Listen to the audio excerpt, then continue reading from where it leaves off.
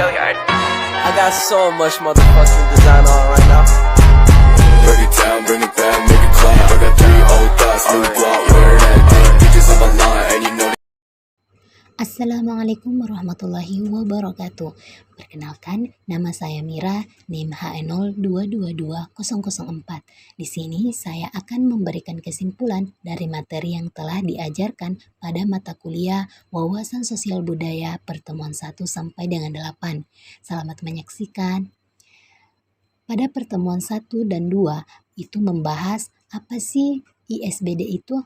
Jadi ilmu sosial budaya dasar adalah suatu disiplin ilmu yang merupakan integrasi ISD dan IBD yang memberikan dasar-dasar pengetahuan sosial dan konsep-konsep budaya.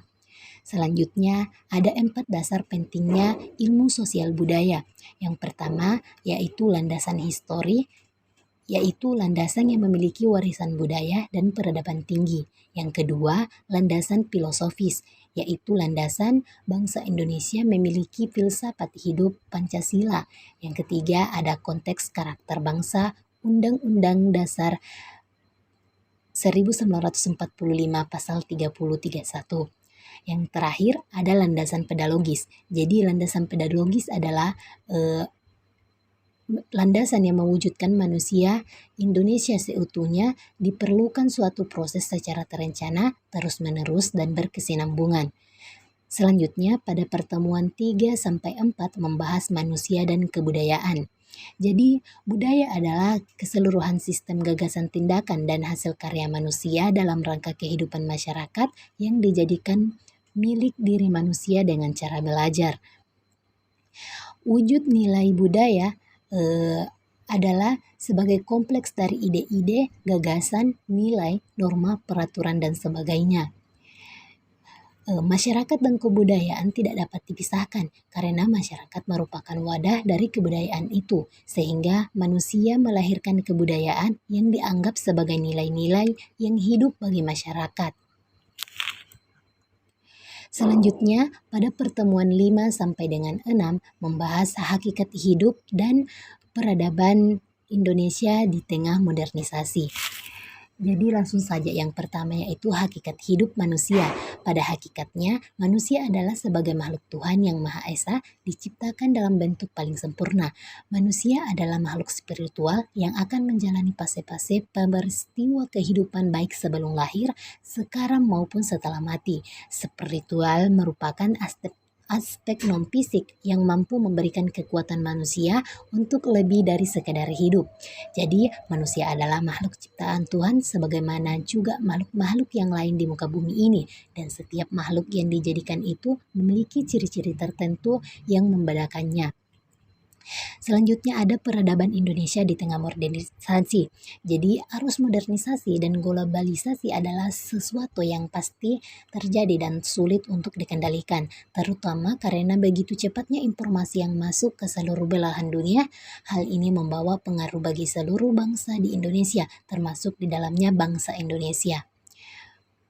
Dengan perkembangan teknologi informasi dan komunikasi, maka dunia menjadi sempit, ruang dan waktu menjadi sangat relatif, dan banyak hal terbatas negara yang sering mereka kabur dan bahkan tidak relevan.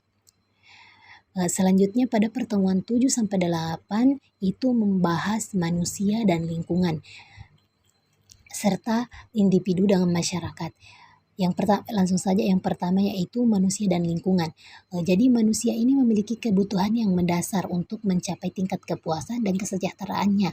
Jadi salah satu kebutuhan hidup manusia adalah lingkungan yang berupa air, udara, sandan, pangan, papan, serta lain-lain. Jadi lingkungan merupakan kombinasi antara kondisi fisik yang mencakup keadaan sumber daya alam seperti tanah, air, energi surya, mineral, serta flora dan fauna yang tumbuh di atas tanah maupun di lautan.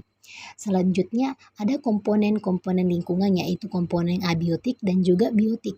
Jadi komponen biotik merupakan komponen yang ada di alam dan meliputi semua makhluk hidup seperti hewan, tumbuhan, mikroorganisme, dan manusia. Selanjutnya, komponen abiotik merupakan istilah yang biasanya digunakan untuk menyebut sesuatu yang tidak hidup atau benda-benda mati yang ada di permukaan bumi, seperti tanah, air, udara, cahaya, dan suhu. Lingkungan dibagi pula menjadi dua, yaitu lingkungan alam dan juga lingkungan sosial budaya. Langsung saja ke materi yang terakhir, yaitu individu dengan masyarakat. Jadi, manusia disebut makhluk individu dan makhluk sosial karena secara alamiah manusia memiliki keinginan dan kebutuhan akan dua hal tersebut. Yang dimaksud makhluk individu adalah kesatuan aspek jasmani dan rohani atau fisik dan psikologis. Sedangkan makhluk sosial budaya adalah manusia yang memang tidak bisa hidup sendirian karena ia membutuhkan orang lain untuk mendukung hidupnya. Adapun interaksi sosial yang terjadi dimanapun dan kapanpun, interaksi sosial yang terjadi pun beragam, ada antara individu dengan individu, individu dengan kelompok, ataupun kelompok dengan kelompok.